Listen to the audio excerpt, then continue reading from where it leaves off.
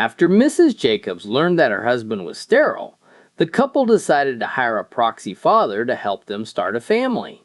On the morning the proxy father was supposed to arrive, Mr. Jacobs kissed his wife and said, "I am off to work, Lydia. The man should be here soon." By coincidence, about half an hour later, a door-to-door baby photographer knocked on the door, hoping to make a sale. Mrs. Jacobs answered. The photographer began. "Good morning, ma'am. You do not know me, but I have come to—" "Oh yes, I know why you are here," Mrs. Jacobs interrupts. "Harry told me you would be coming today." "He did? But I—" "Come right in," Mrs. Jacobs interrupts again. "No use wasting time." "Very well then," replies the baby photographer. He opens his briefcase and takes a seat. "As you may already know," he says, "I specialize in babies." "Good," says Mrs. Jacobs. "That is exactly what Harry and I were looking for. I usually like to try 2 in the bathtub, 1 on the couch, and maybe a couple on the bed," the photographer explains. "The living room floor can be fun too. You can really spread out." Mrs. Jacobs gasps. "Bathtub? Living room floor? No wonder it never worked for Harry and me." "Well, ma'am," the photographer continues, "no one can guarantee a perfect one every time, but if we try several positions and I shoot from 6 or 7 different angles, I think you will be very pleased with the results." "I certainly hope we can get this over with quickly," Mrs. Jacobs mutters nervously.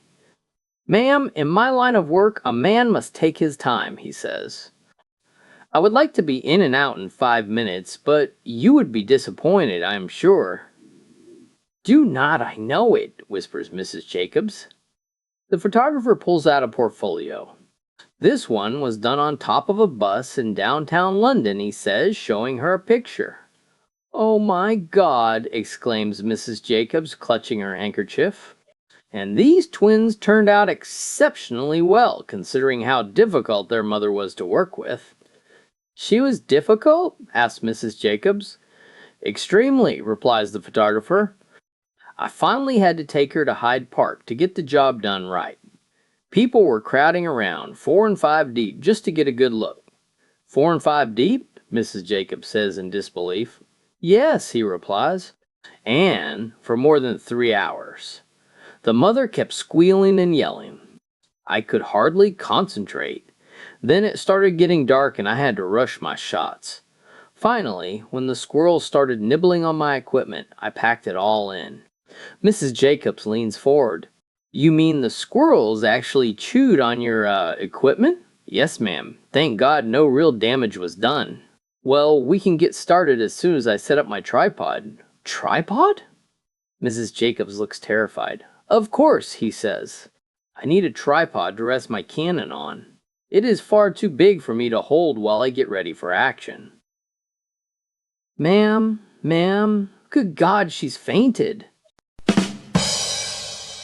A man and a woman are seated next to each other in the first-class section of an airplane.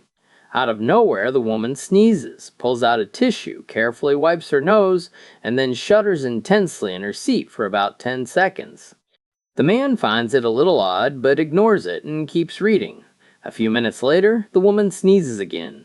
She grabs another tissue, wipes her nose, and once again shudders violently. Now the man is definitely curious, but he tries to mind his own business and returns to his book. A short while later, it happens a 3rd time.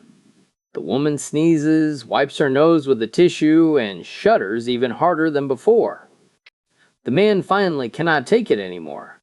He turns to her and asks, "3 times you have sneezed, and 3 times you wiped your nose and shook all over. Are you all right?" The woman looks apologetic and replies, "I am sorry if I disturbed you. I have a rare condition. Each time I sneeze, I have an orgasm." The man blushes, but curiosity gets the better of him and he asks, "I have never heard of that before. Are you taking anything for it?" The woman smiles and answers, "I sure am, Pepper."